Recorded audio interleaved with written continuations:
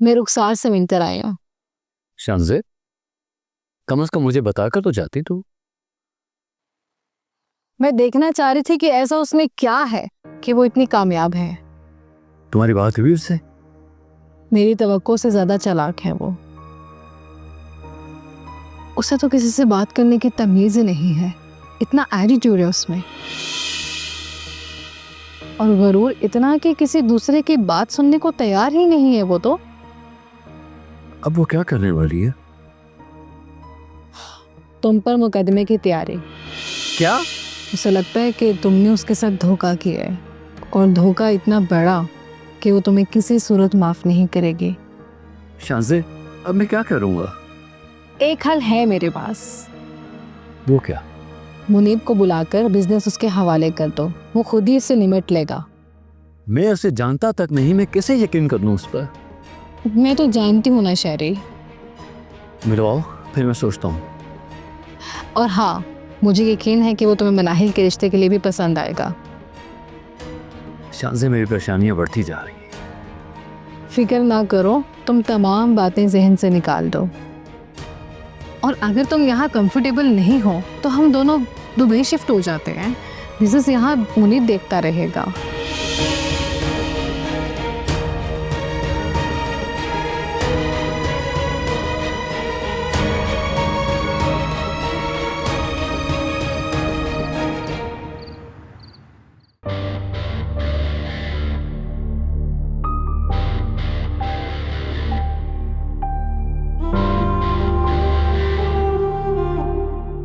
इकरार चौधरी,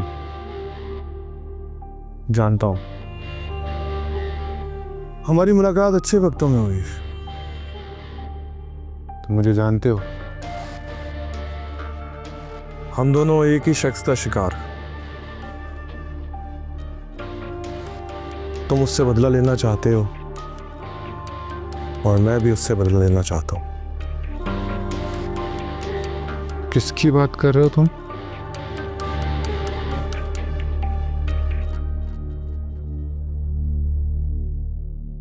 तुम्हारी दूसरी बीवी रुखसार खान।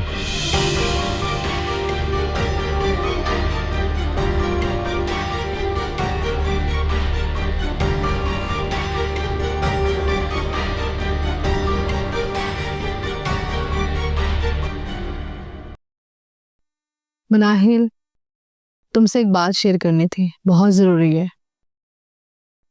खैर तो है आंटी? रुखसार तुम्हारे डैड पर कोर्ट केस करने जा रही हैं, जो कि परेशानी की बात है। तो फिर डैड ये घर उन्हें क्यों नहीं देते थे? आप उन्हें समझाते क्यों नहीं है? मनाहिल, ये घर देने से मसला हल नहीं होगा। तुम रुखसार को जानती हो, वो किस नेचर की और क्या कर सकती है। पता नहीं डैड ने क्यों किया ये। आप जानती हैं, डैड की तो अब सेहत भी ठीक नहीं है। किसी को तो उससे बात करनी पड़ेगी, कोई ऐसा जिससे रुखसार मान जाए। हम तो खुद बीच का रास्ता निकालना चाह रहे हैं। मैं जाकर मिली थी उससे, बहुत घमंडी है वो। उससे तो बात करना ही मुश्किल है, लेकिन अब तुम्हारे डैड की जान का मसला है। वो इतना प्रेशर बर्दाश्त नहीं कर पा रहे हैं। अगर कोर्ट का चक्कर शुरू हो गया ना, तो उनकी सेहत के लिए बड़ा मसला बन जाएगा। तुम बात करके देखो। मेरी नहीं मानेगी, क्योंकि मेरा ताल्लुक तो डैड से है।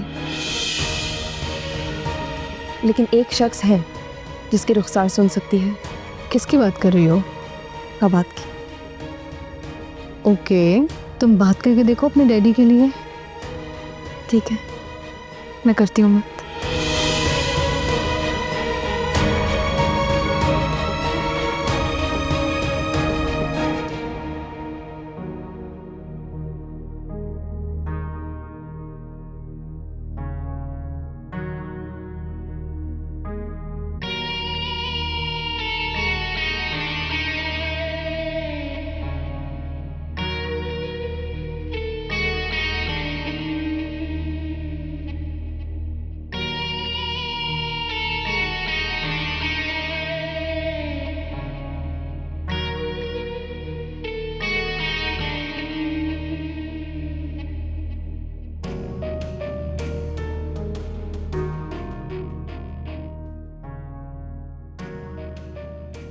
हेलो वकार साहब, शहरयार पर जालसाजी के मुकदमे की तैयारी करें। जितना जल्दी हो सके मैं इस मसले से निपटना चाहती हूँ। Thank you.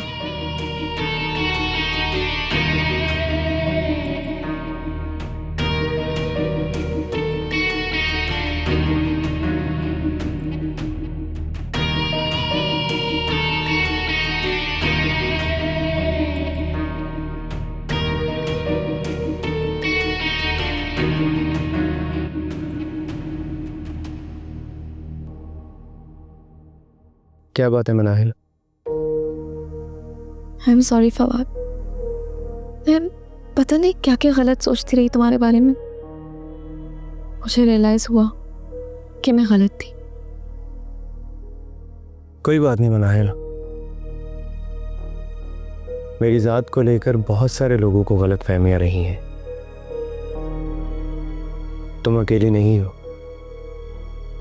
Fawad, Rukhsar dad को बहुत परेशान कर रही है।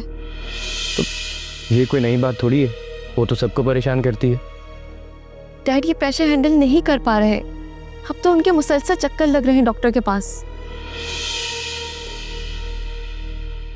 मनाहिल, अगर तुम ये समझती हो कि मैंने तुम्हारे डैड को ये मशवरा दिया था कि वो ये घर ले लें, तो मैं तुम्हें बता देता हूँ कि इस डील के पीछे किसी और शख्स का हाथ था, जो ये नहीं चाहता था कि ये घर रुखसार के पास जाए। बस इसीलिए मैंने तुम्हारे डैड को इस बात का मशवरा दिया था। लेकिन मैं तुम्हें उसका नाम अभी भी नहीं बताऊंगा। जो हो चुका है उसको छोड़, अभी इसका कोई हल निकालो। रुखसार की जिद और उसकी नफरत किसी की भी जिंदगी तबाह कर सकती है। मेरी लाइफ तो तुम्हारे सामने एग्जाम्पल है इस चीज की। लेकिन वो सुनती भी तो तुम्हारी ही है ना। क्या कहना क्या चाह रही हो तुम? रुखसार डैड पर केस फाइल कर रही है। क्या केस? धोखाधड़ी का। ओह माय गॉड, मैं तुम्हें पहले ही बता देता हूँ कि वो ये केस जीत जाएगी। लेकिन डैड ये प्रेशर हैंडल नहीं कर पाएंगे, और अगर डैड को कुछ हो गया तो मैं तो इस दुनिया में अकेली रह जाऊंगी। ओहो मनाहिल, क्यों इस तरह की बातें सोच रही हो तुम? अच्छा मुझे बताओ कि मैं क्या कर सकता हूँ। क्या तुम रुखसार से बात कर सकते हो?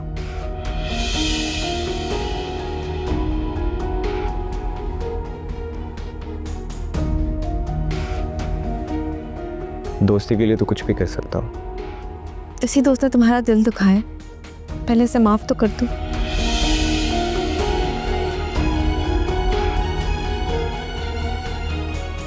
तुम्हारी सारी गलतियां माफ है।